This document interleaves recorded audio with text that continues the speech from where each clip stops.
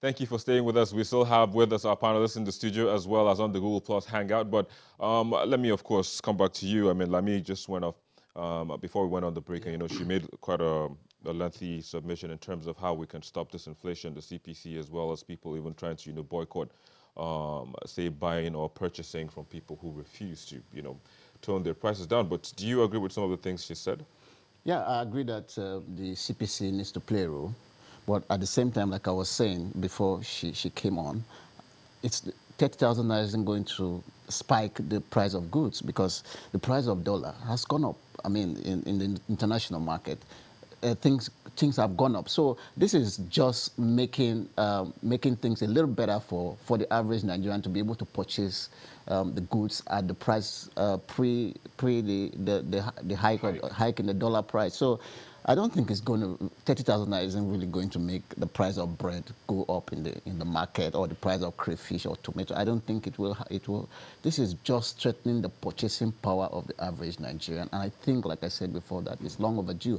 But if it gets to a point where people begin to want to make a killing from the average Nigerian, then the CPC can step in. But I don't really think it's going to get to that point. Well, sure, you were nodding while she was making her submission, but I don't know if it was in concurrence or otherwise No, it was. of what she was saying. Okay. Yeah, I was in agreement with her because what Lami was suggesting, it's we call it like the minimum wage debacle now. It's what is referred to as price floor in economics, to say that this is the lowest you should charge for a particular service. And then there's something called price ceiling, that like the petroleum products, that's a price ceiling, for example. Government has said you do not sell beyond 145, though we know that people in the black markets and other markets sell beyond that rate.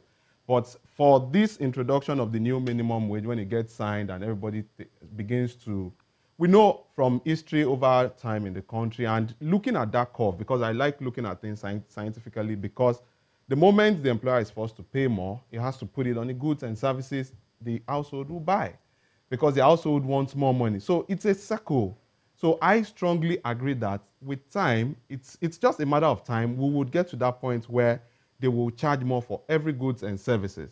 So what the government needs to do is come in, introduce a price ceiling to say that do not sell XYZ, especially consumer goods that affects the populace beyond this amount. And then we put measures to ensure that, because we have a lot of laws, a lot of policies here that people do not comply with.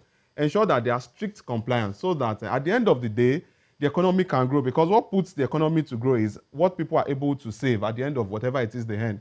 We're looking at marginal propensity to save, and from marginal propensity to consume, which if we had the MPC, that was marginal propensity to consume and to save together, it should give us one. The moment it is not giving us one, it means there's a problem somewhere. So the government coming in to say we're introducing price ceiling on XYZ products so that people can afford, then the 30,000 naira, it's not going to solve it's like Jude said, the international market, the Forex, we know where we're coming from some 4 or 5 years ago with regards to exchange rates and where we are now. So, but government putting those measures in check will help, like I'll call them palliative. We'll just provide palliative to say, okay, this money you're taking, at least you can still have something to take home. So that's my submission to what Lami said. Well, let's get to hear from Lami just before we close. Lami, what do you make of the situation? I mean, that disparity between the private and the public sector earnings, of course. I mean, I know for a fact that the private sector can always adjust to whatever it is that, I mean, because prior to now, I never even known that the private sector had a sector in the Nigerian Labour Congress, but apparently they do. That's not the headache. That's not where we are. That's not where we should be focusing our energy on. Like everybody has said, I'm more concerned about what the state government and how they can, adhere to this, or at least commit to it. The federal government doesn't have a problem. They can sort out 30,000 as minimum wage. But what happens to, say, a Boeing state, or other states in Nigeria that have fought out, rather Imo State, sorry, I beg your pardon. So I mean, we should. This is where, I mean, which is another topic for another. The restructuring comes in. If we're practicing true federalism, all of this will not even be a problem, because I think one state or another would be trying to even outshine the other to see who pays more and all of that. But we must then focus on saying, how can we governments build their because I remember that one of the first things that this government, one of the first problems they had to solve was bailing out state governments to pay salaries, and they still didn't go as far as sorting everybody out. So it's important that we begin to look for ways to say, how can this state, what can your state do to start generating income so that you can sort yourself out? You cannot. It's unacceptable that governors run to the federal level to try to get bailout funds or cry to them as much as they can. So we must sort that out before everybody can adhere or commit to it. I mean, we have a long way to go at the end of the day. I hope it won't be as long as you're saying it is, and I hope that problem that you're saying there is gets solved anytime soon. But then I have to say thank you, Lami, for joining us from Abuja, Nigeria's Federal Capital Territory. Thank you for having me. Of course. Jude, I have to say thank you as well for joining us on the program as well as show. Thank you. It's a pleasure. I mean, it's a robust conversation as always right here on Channels Beam. But I mean, like you said, it's the issue of restructuring is a topic for another day. Yeah, but we have to get there. Yeah, hopefully we'll get there. But again, thanks for joining us on the program. We'll take a quick break and we'll be back with the most videos on our YouTube channel in the past week. Please stay with us.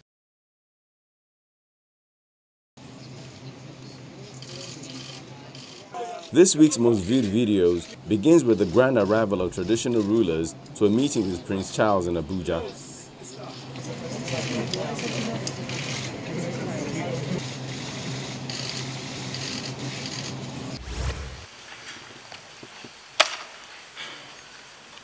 It is followed in fourth place by that of President Muhammadu Buhari's receipt of the report of the Tripartite Committee on Minimum Wage. To arrive at a recommendation, the committee carefully weighed the demand of the Nigerian workers, which was predicated on the high cost of living, occasioned by unfavorable exchange rates and rising inflation over the past few years, among other factors.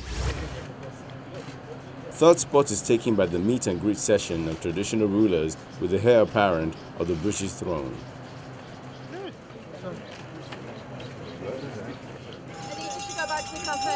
I need you to go back to the cafe, please. I need you to go back to the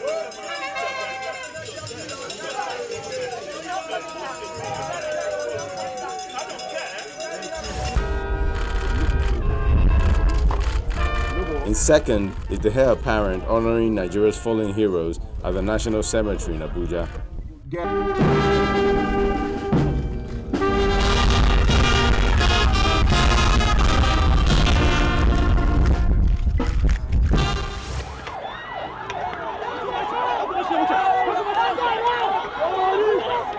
And in first place is the clash between officers of the Nigeria Police and members of the Islamic movement of Nigeria.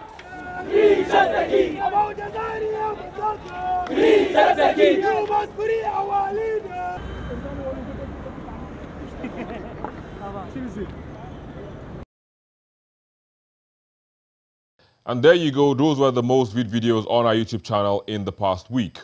Now, the president's plan is to transmit an executive bill to the National Assembly for passage within the shortest possible time and continue to engage members of the committee as it commences a review of the report.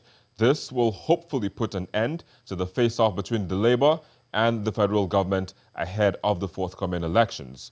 And we wrap it up on this broadcast, but continue via at Channels Beam as well as at Channels TV and also at Victor_MBIDI as well as the other social media addresses showing on your screen. I'm Victor Matthias. Bye for now.